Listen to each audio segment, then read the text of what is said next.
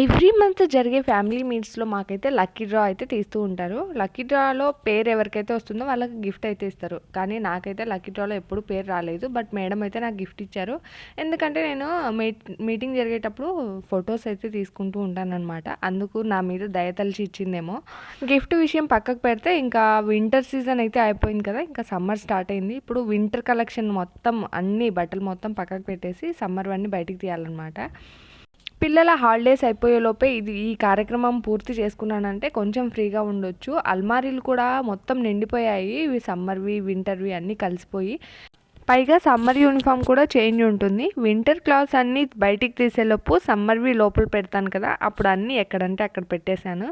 అందుకనేసి ముందే అవన్నీ కలెక్ట్ చేసి పెట్టుకున్నానంటే స్కూల్స్ ఓపెన్ అయినా పెద్ద టెన్షన్ పడాల్సిన అవసరం ఉండదు.